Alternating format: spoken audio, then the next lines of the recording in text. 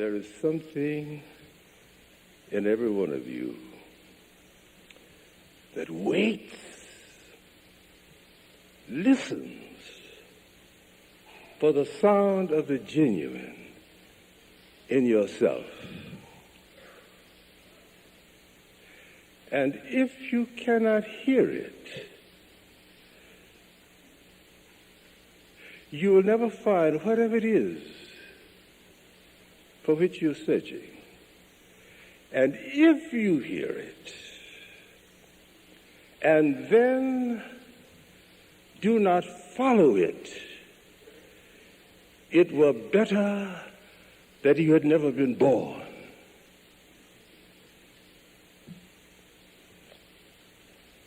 Now think a little more with me, however uncomfortable you may be sitting there. I'm working, so just do the best you can, because that's what I'm doing.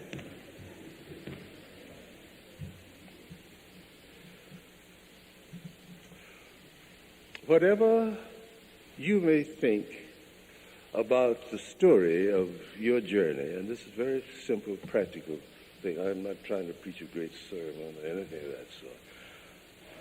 I just want to talk to you because I'm a man who is the product of a whole chain of ladies, raised by my grandmother and my mother, sisters, no brothers, daughters, no sons, and the first double teaching job I had was at a woman's college, Spelman, so that I am glad to pay some scores.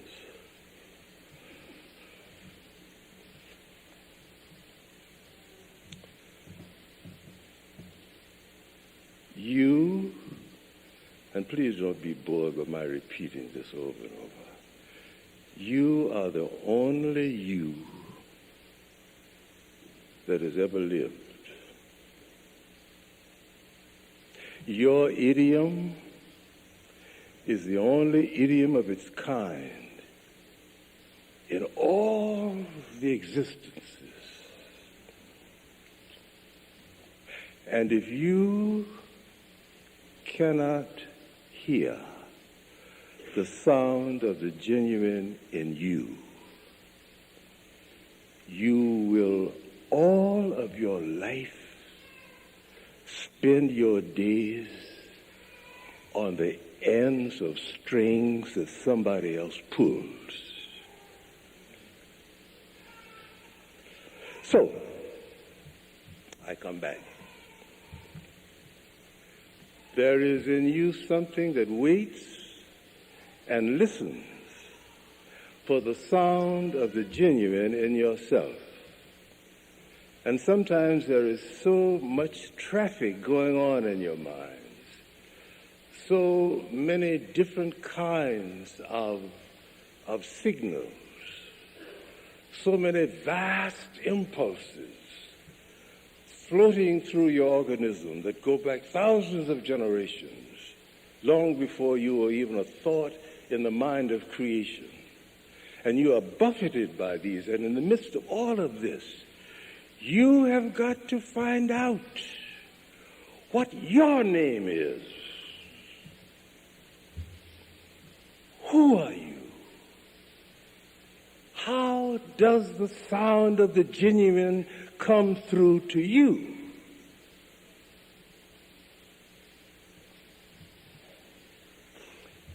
When I was a student in Rochester, New York, late one night I was coming down Main Street.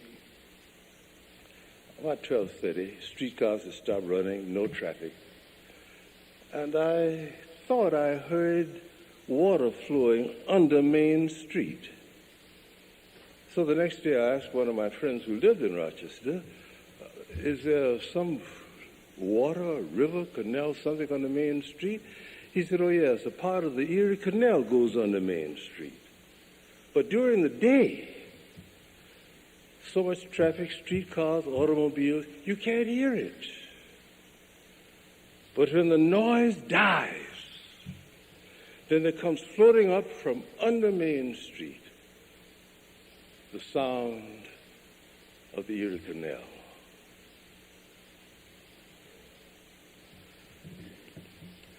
The sound of the genuine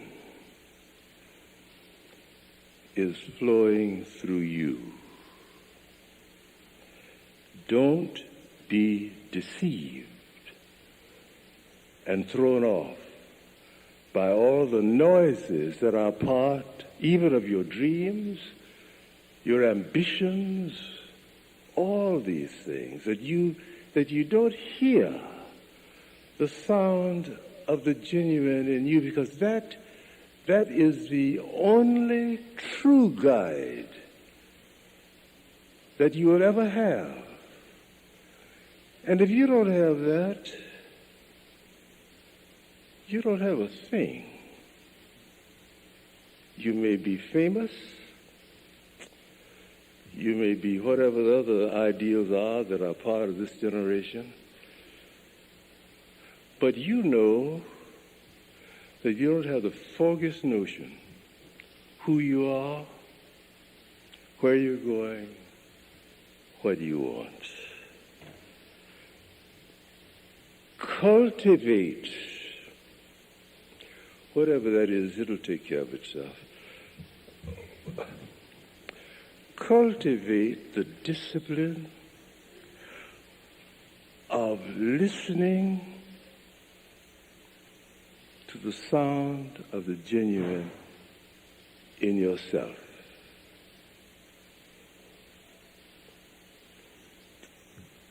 Now, there's something in everybody that waits and listens for the sound of the genuine in other people.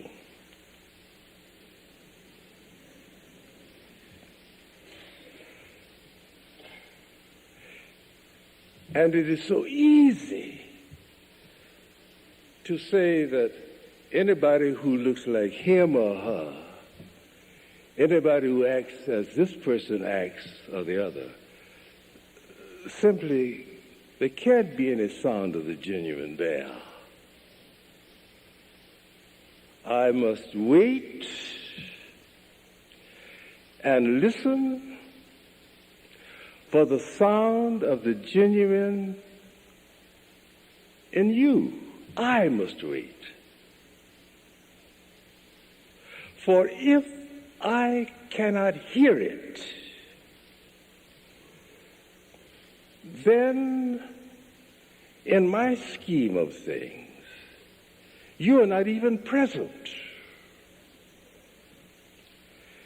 And everybody wants to feel that everybody else knows that she's there. I have a blind friend who just became blind after she was a grown woman. And I was talking with her the other day. I said, what is the greatest disaster that your blindness has brought to you? She said, when I go to places where there are people, I have a feeling that nobody knows that I'm here. I can't see any recognition. I can't see. Nobody knows that and if nobody knows that I'm here, it's hard for me to know where I am. There is something that waits and listens for the sound of the genuine in your mother,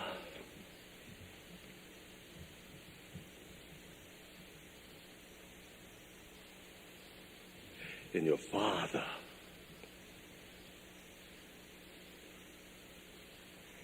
in the people you can't stand. And if you have the power, you'd wipe them out. But you instinctively, you know that if you wipe them out, you go with them. So you fight for your own life by finding some way to get along with them without killing them. There's something in you that waits and listens for the sound of the genuine in your mother, in the people you can't stand. And if you have the power, you'd wipe them out. But you instinctively, you know that if you wipe them out, you go with them. So you fight for your own life by finding some way to get along with them without killing them. There's something in you that waits and listens for the sound of the genuine in other people. And if you can't hear it,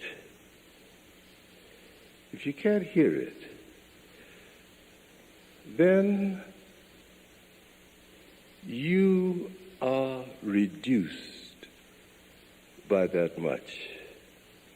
Now, 2 more little steps, and I'll stop. I won't be through, but I'll stop.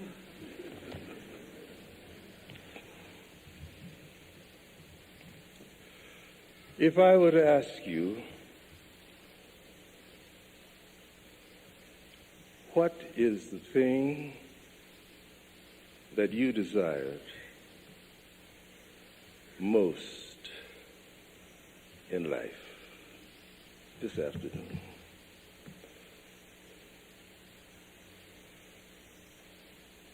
You'd say a lot of things off the top of your head, most of which you wouldn't believe, but you would think that you were saying the thing that I thought you ought to think that you should say.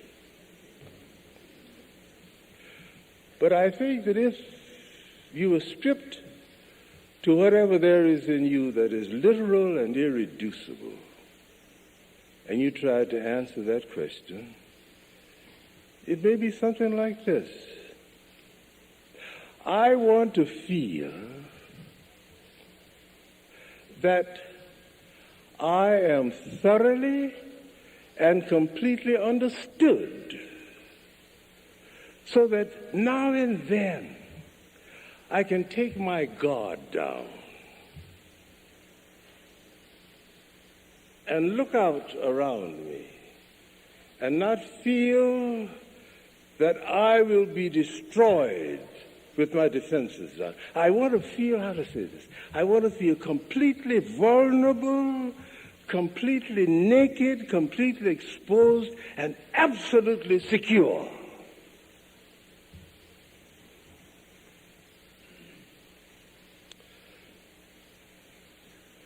This is what you look for in your children when you have them. This is what you look for in your husband if you get one.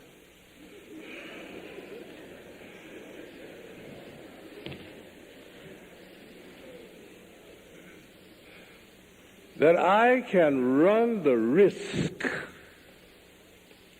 of radical exposure and know that the eye that beholds my vulnerability will not step on me. That I can feel secure in my awareness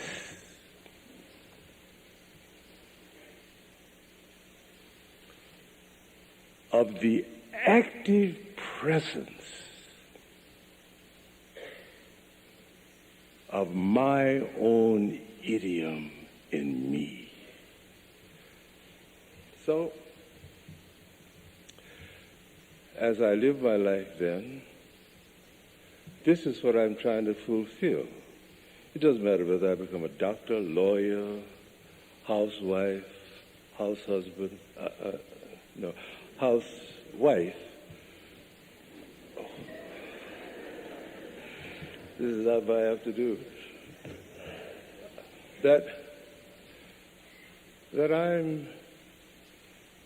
I'm secure because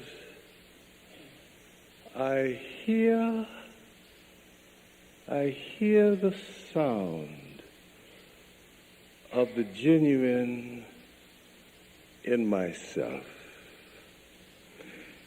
And having learned to listen to that, I can become quiet enough, still enough, to hear the sound of the genuine in you. Now, if I hear the sound of the genuine in me, and you hear the sound of the genuine in you, it is possible then for me to go down in me and come up in you. So that when I look at myself through your eyes, having made that pilgrimage. I see in me what you see in me. And the wall that separates and divides will disappear. And we will become one, because the sound of the genuine makes the same music